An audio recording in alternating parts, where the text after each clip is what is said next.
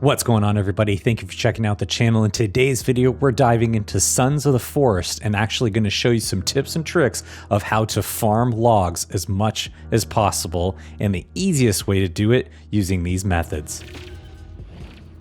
So just in case if you're new to the game, Sons of the Forest is a survival horror game, which is actually very, very good. And it recently released on Steam, and now it's blowing up on the Steam charts. And so if you haven't had a chance to check it out, it's in early access. It's a very, very good game, although it is a little scary if you're going to play with anybody younger around you. Now, you more than likely have landed on this video because you actually want to know how you can actually farm materials in the game, because this game definitely is a grind. I'm not going to lie, I'm not going to get around it.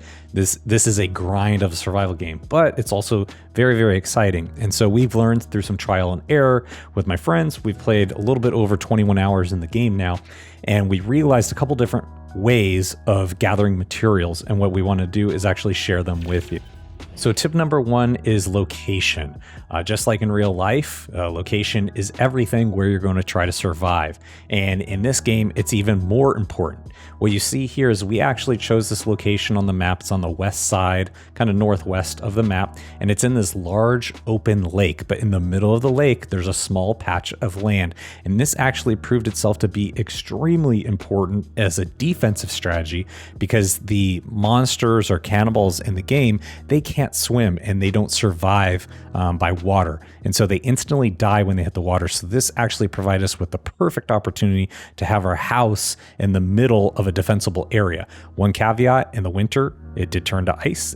An advantage of having your defensible structure or your house located around a lake is that you're actually able to leverage the engine of the game, and the logs, when you throw them in the water, they will bounce and they will float across the river or the lake that you're in. So it actually provides you a little bit of an area to be able to kind of throw the material and get it to your base, but there's a better method.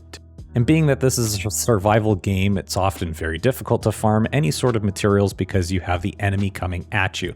So you see here, all we're trying to do is move the logs, we're in peace, and the cannibal comes over and starts messing with us. And so another advantage of putting the house in the middle of the lake is they can't get.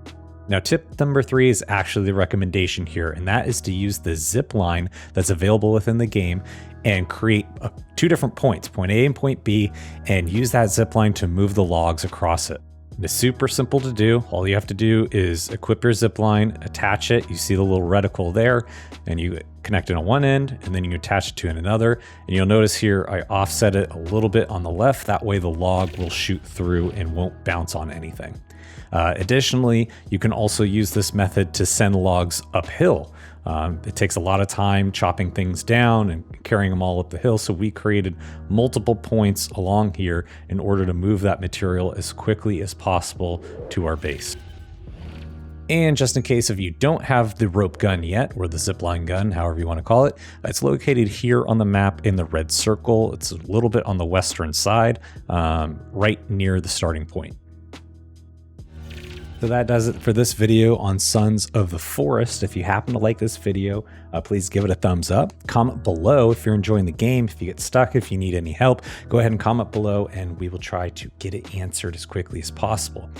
Again, if you happen to like this video, please give it a thumbs up. And if you haven't subscribed to the channel, it would be greatly appreciated. I'd love to have you on board, and then you can get notifications when I upload new videos just like this one. So hope you have a good one, and I'll see you in the next video.